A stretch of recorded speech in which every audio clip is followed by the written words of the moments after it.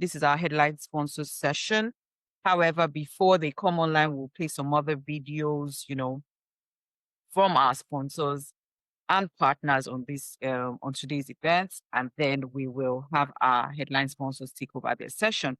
On their session, they will speak about from vision to virtual, a founder's journey in integrating AI into special needs learning, a personal perspective on leading innovation while maintaining compassion and individual focus in an SEN setting. So we'll take a video from our sponsors, and then we'll have our sponsors come online with their panelists. Bimileke, over to you. Thank you.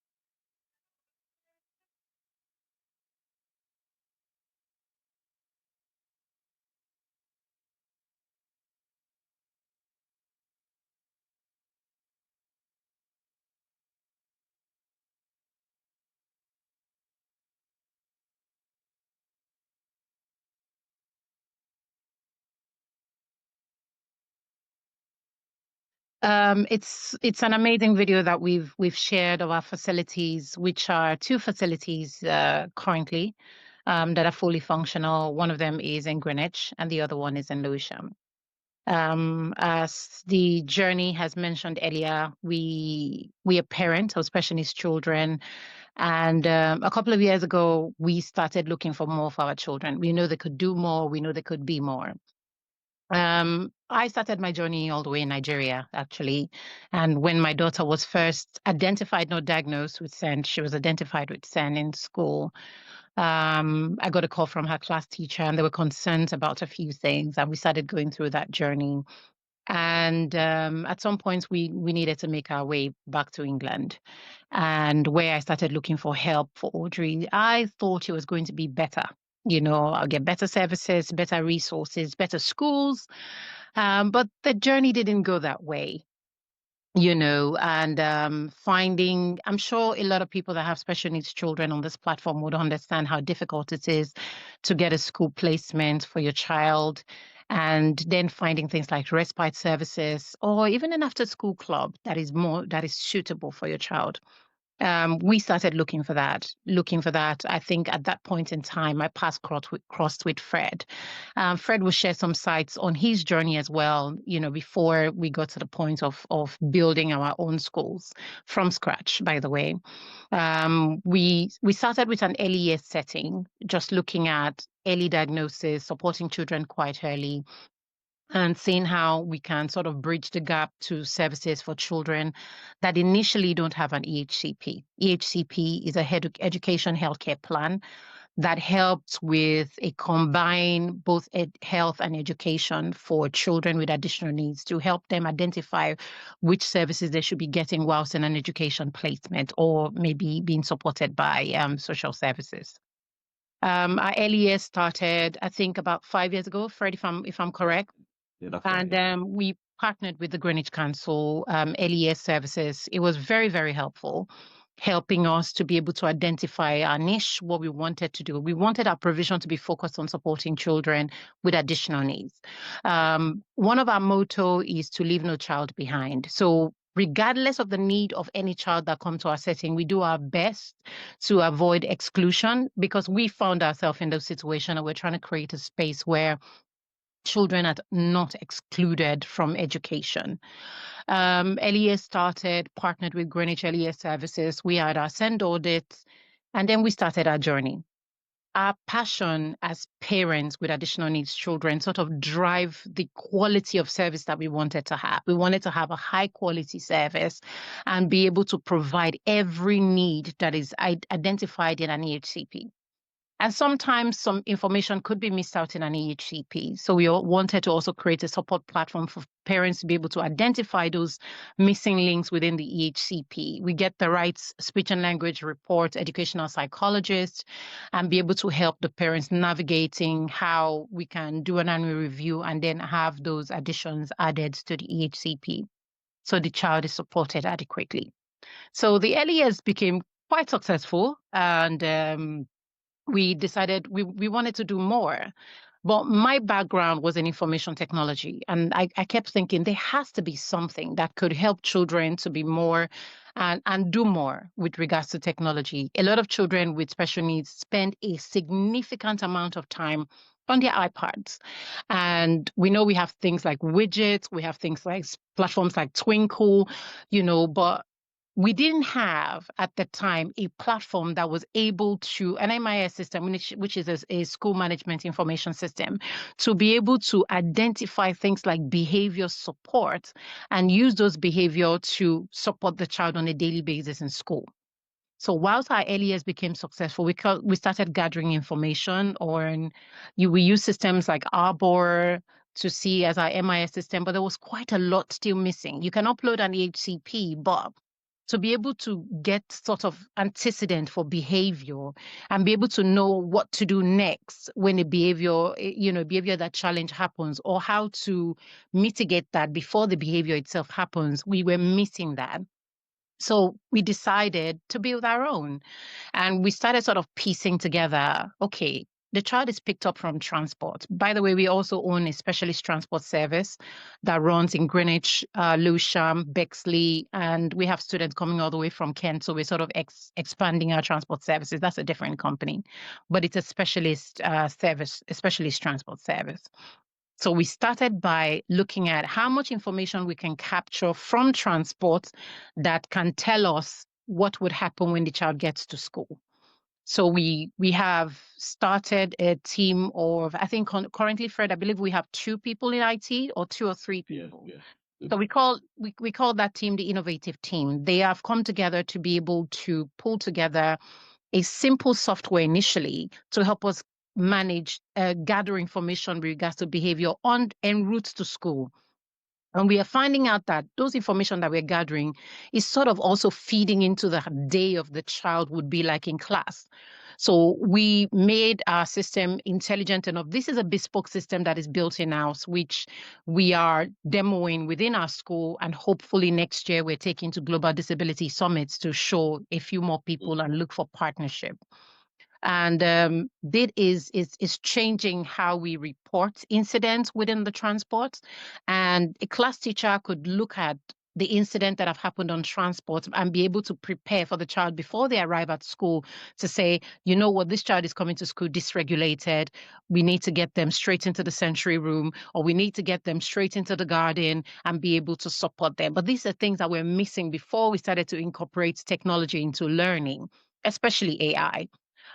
We are moving that system even to become a lot smarter now, to take facial recognition or how a child is expressing themselves and being able to take that. But that's something that we're still working on at this point in time, but it's so beautiful, the data that we're collecting from our transport system and seeing how that is supporting the teachers before the child arrives at school.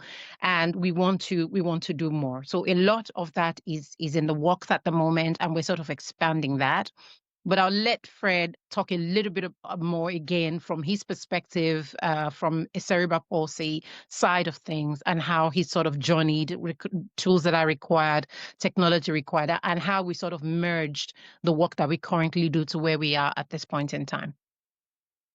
Yeah, thank you, Lillian. Again, hello everyone. Am I on screen? Yes, you are. Okay. So yes, my name is Frederick Abuafe, and then as my Lillian said, we as a parent, you have a special needs child, and you're thinking of activities to do, and it was very difficult finding one in Greenwich. And so as my son was growing up, we uh, kind of look at, okay, what can we do as a parent? What can I do as a parent to ensure he's engaged in the community? And you know, kind of started something on like kind of a play group.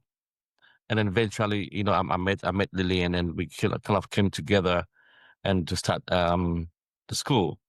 But she said earlier on, we started with um uh, um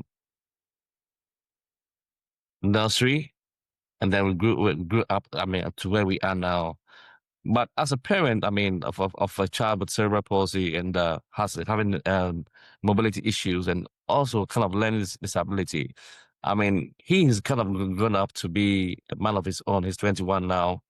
But as he was growing up, kind of finding tools to ensure that, he's able to communicate well, able to live an independent life. And that's the way I was thinking. And so kind of bringing in things like Alexa, having Alexa, and he's kind of verbal, he's able to talk, but the promptings for him to say, maybe Alexa, maybe play music, or Alexa, kind of link my mobile phone to Alexa. So he's able to call me using that voice prompts, to communicate. Alexa, call dad, or Alexa, call Auntie Lillian. Alexa, do this. Alexa, do that. And I realized that gave him power, like to empower him to live independently. Things that he was not able to do initially, at least using technology, kind of bridges that gap. And so, as a parent, I mean, we've come a long way, and as my Lillian was saying earlier on, to ensure that as a school, what can we do? Because I believe as parents, we are also pioneering this in Greenwich and the other boroughs. We are pioneering it because we're not looking at us just as parents alone, but as parents and professionals, as educators, what can we do to ensure that our children who are in school or who come to school with us are able to, um, we are able to empower them enough using technology.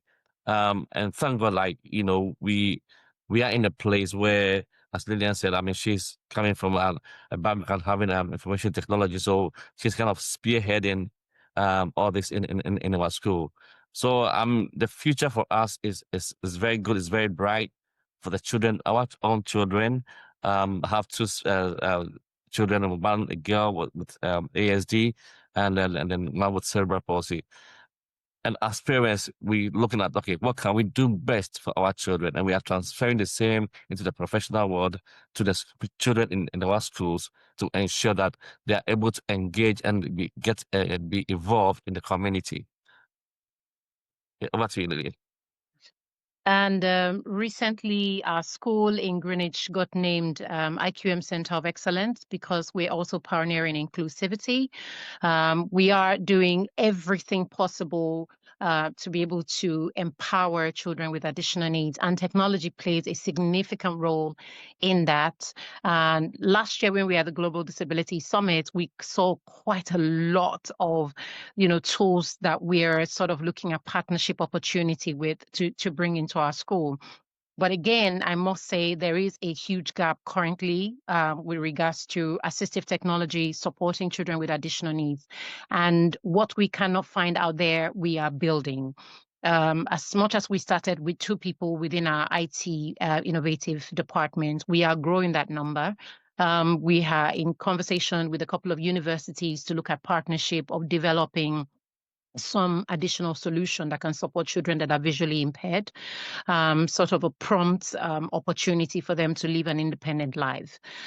We are including going forward in our virtual classroom, which is something that we're looking at building for the future, so that children that have come out of hospital that are not able to attend school are still able to go to school whilst they're at home.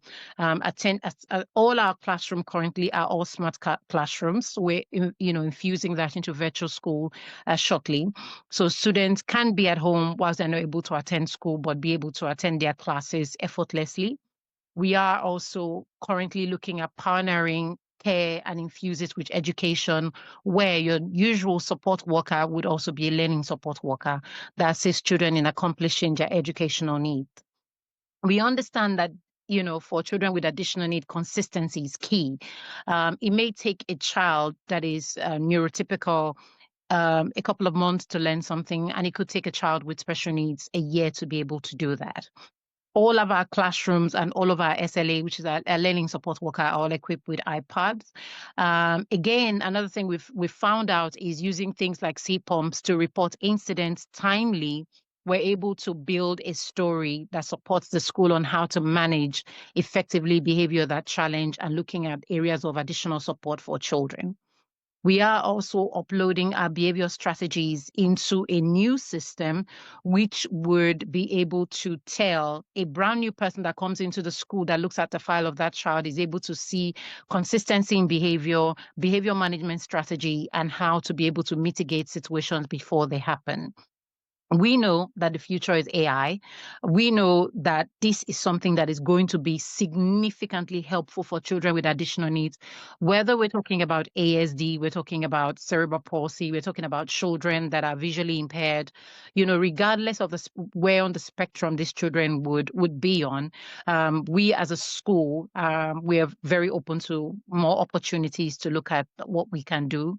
We're reaching out to people like Google, Microsoft, and looking at doing more with them next year. And hopefully we can showcase the solutions that we've built in-house next year at the Global Disability Summit, and look at maybe other opportunities to add other modules to this solution. But we know that the future for children with additional need is assistive technology, and that would be sort of the only way forward for us. So if there is any questions at this point in time, we're happy to take it. And we're looking for collaborative opportunities. We are actually bringing tasks to Nigeria and to Ghana.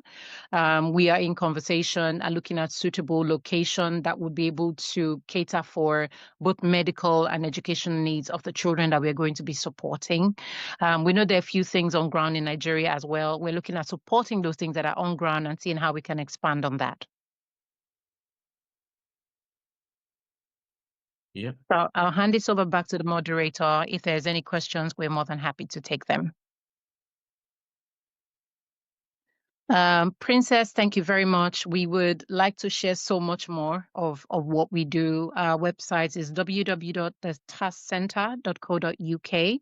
I think Fred would see if we can type that down and everybody can see that. All of our contact information are on the website. All of our schools are currently at capacity, and we have a massive waiting list for children to join our school.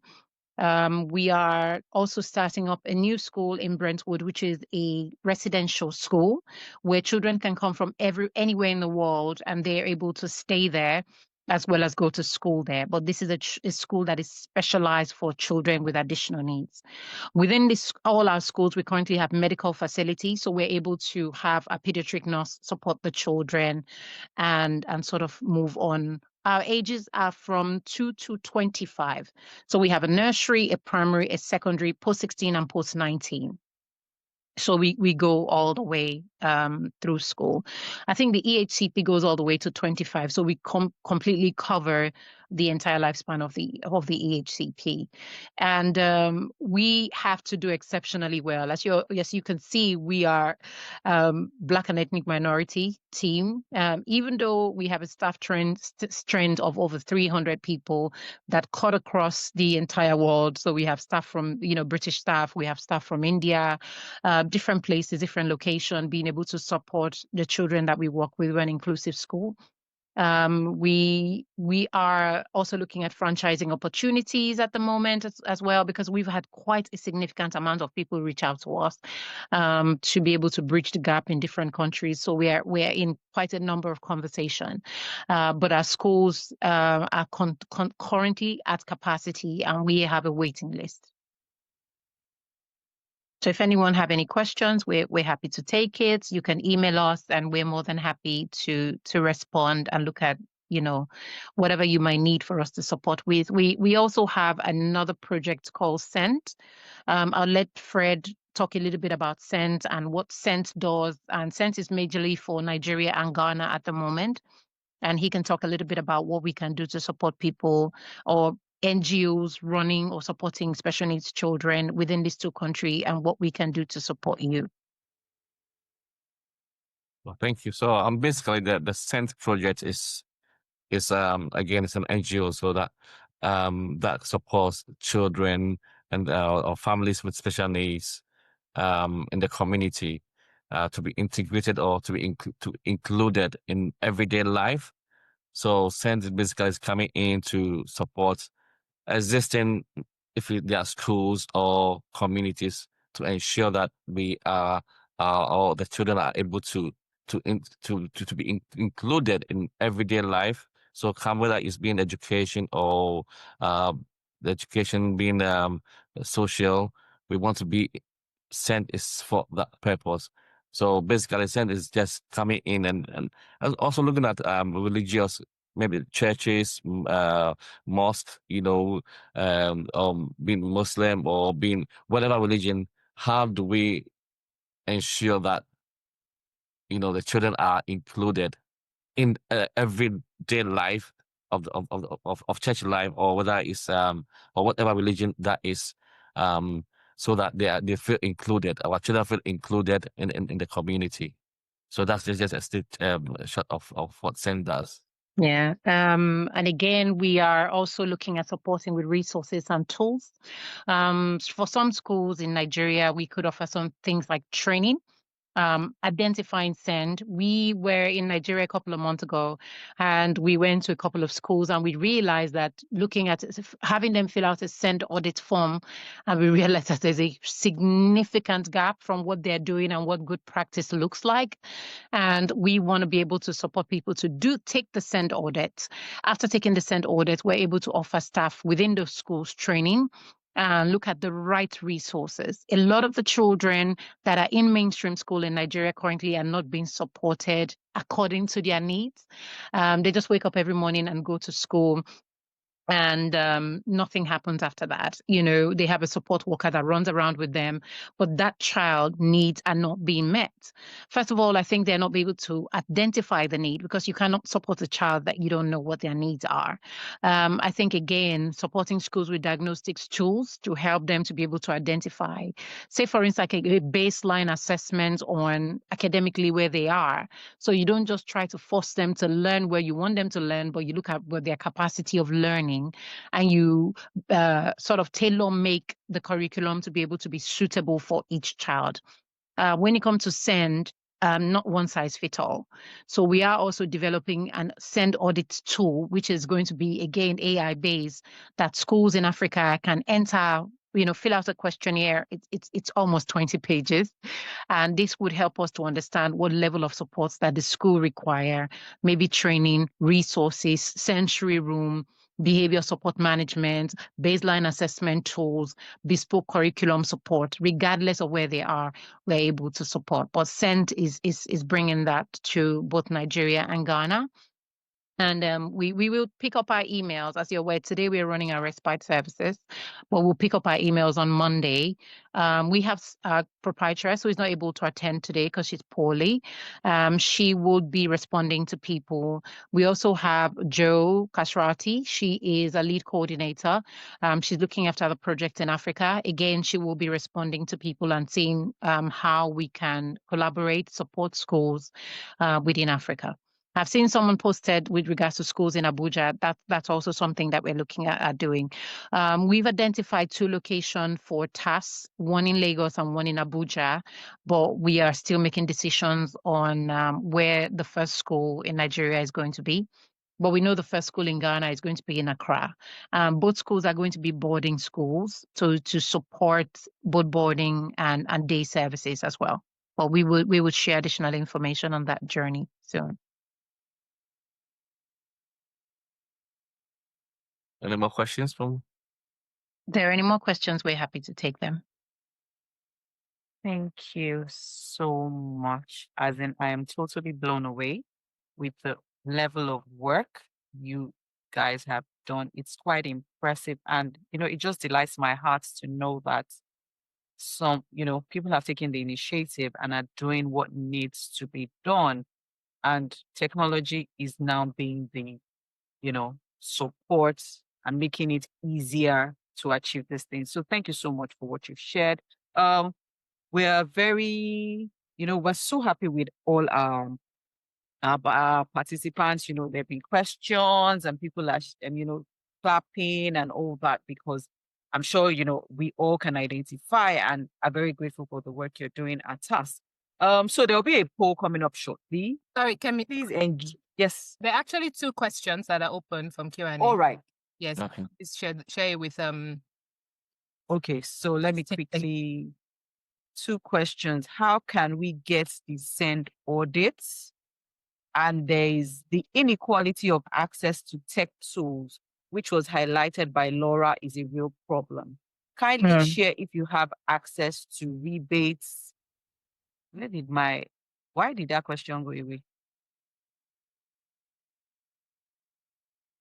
Well, that just disappeared. So that was a question from Benson, and he was asking something about what Laura talked about and how he can get, something, but that went up. But we'll talk about how can we get the send audit. This is from Elizabeth Ogunshola. Okay.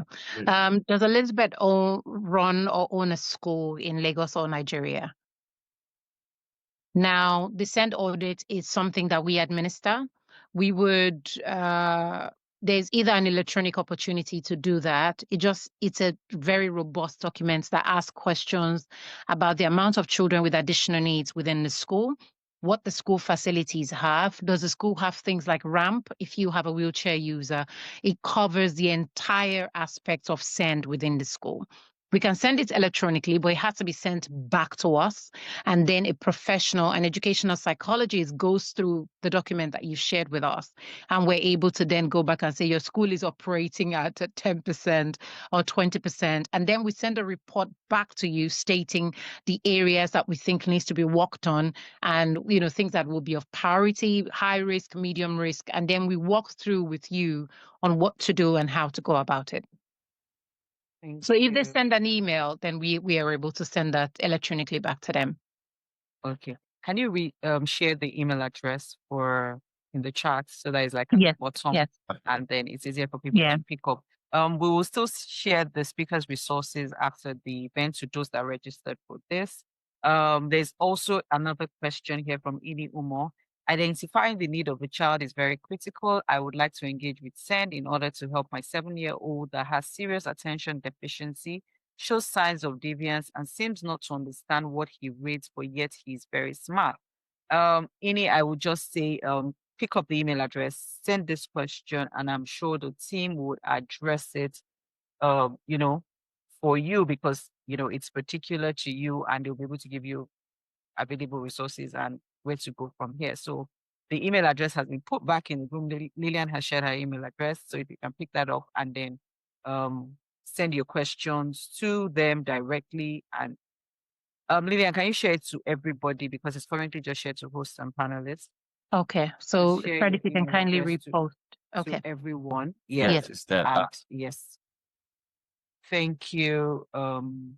Thank you so much. Really appreciate it. So we'll be taking a poll. Like I said at the beginning of the session, we'll be running polls throughout, just to get a pulse of the people that are online and to also see how we can better channel our discussions and, just know how well we're doing. We'll share videos as well of our sponsors and, all that we're about. So please stay tuned. I know today is a Saturday, but I'm sure you can also testify that you haven't wasted your time on this session so far. So let me go back to Bemileke. Bemileke, do you want to share the poll right now? The link to the poll is back in the chat. So in case you missed it the first time, just click on it and go on Mentor and I respond. We'll see the responses on the screen. Now the question is on: how many Lagos Mom conferences have you previously attended online or in person? And, that's our first question. And then we will share videos with you. thank you so much to Lillian and Fred. We really appreciate you for your time. And thank you for sponsoring these events. We being our headline sponsor, we appreciate it. Thank you so much. Thank you so much. Thank you.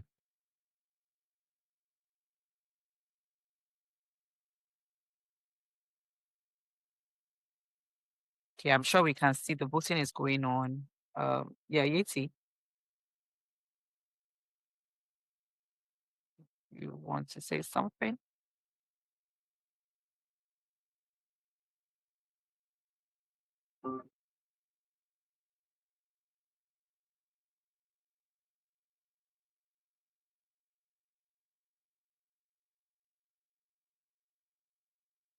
Hello. Oops, sorry. Yeah, yeah, yeah. We can hear you. Wait, what's going on with my background? Hang on. I'll start the background. You can continue. Okay. So, wow. So thank you so much to Lillian and Frederick for that fantastic session. I think now it will be great while we have this poll going on. Have you fixed it? Let me look at my background. Not yet. He hasn't. Yeah, Working on it. hang on. Yeah, it's on now. Okay, let's start off. Yes. I was like, wow, we're almost, I think we've gone through most of our panels so far already, down to the last two. So thank you so much. We've seen the numbers have been steady and a lot of people have stayed on. Well, we don't know if it's the same set of numbers, but the numbers have been consistent since the beginning. So I'm seeing here that we have, okay, so 43% of people here have attended 1 to 3 of our past conferences before. 33% none. This is your first one. 8% have attended 4 to 5, and 12%, 3 people here have attended more than 5. Please indicate yourselves in the chat. If you are some of our OGs and you have attended more than 5 of our 7 so far, please say who you are in the chat. Maybe we want to have a special present for you. Yeah. Okay, awesome. So I think we have some time before our next session. So this would be a good time for a break. Stretch your legs, but if you don't want to stretch your legs because you're not sure if you'll come back to sitting, then maybe you want to just share with us in the chat anything that has stuck out to you so far. So Kemi, I'm putting you on the spot, but can you just run through the panels we've done so far and then see if anybody has anything they want to share about, their takeaways? We have about 10 minutes, right, before the next session. Is that correct? Yeah. Yeah. Yeah. So Okay, so since we started, we've gone through various speakers, panelists. We started off with Yeti, who introduced us to the world of AI and our children, and why this conference is important to all of us as parents and as people that have the interest of children at heart. In discussing that, I'm sure there were light bulb moments for people, and they were thinking, "Oh, okay, so this AI thing has come. What are we going to do about it?" And then we moved into our next session, where we now started talking about the fireside chat, and that was about security and safety online. And we had Adiola speak to us, and she gave us insights into what we can do, advised us. But the takeaway from that is a learning process. There are things in place, there are tools in place now that you can use, to guide your children online, but you yourself have to be informed. So it's not something that will just randomly fall onto your laps. You also have to make the effort to understand what these tools are used for, which one is appropriate for your child, depending on their age and all that. And you have to be involved. It's a collaborative effort. Just as the children are using it, we also should be using it, working side by side and providing guidelines. Then we moved on to digital consent and AI ethics, what parents need to know about the changing landscape. And, our panelists dealt with that topic thoroughly. They gave us insights. They spoke about, so you see, the conversations have flown from first topic to the second and then to the third. And, there's this recurring discussion that we're all learning. There are tools out there, and these things are coming out with the speed of lightning. But our children are exposed to it, whether we want them to or we do not want them to. we all agree that we cannot isolate them from it. So even if at home you say, oh, I don't want my child using this, another parent has allowed their child to use it, and that child is friends with your child or in close proximity with your child, and your child also has access to those things. So, we're going on there talking about online safety, moving on to the ethics of it. And then we moved into the educational bit. We had people who work within the educational space come to tell us, how they have been able to implement and are utilizing AI in the educational space. We're giving recommendation on, the various apps that we can use or we can recommend for use for our children. But honestly, I'm sure these children have figured out a lot. So, there's also the part where we need to consciously go in and check on these things ourselves. So we were advised to have spot checks, periodically to just see what's going on and not outsource our parenting to AI. I think we've done much of that.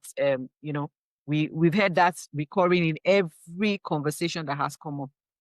While AI is good, is helpful, you can't be complacent about it. You have to be involved in the discussions that are going on. You have to know what is going on. So it's back to school for every single parent at this point. You're going back to learn.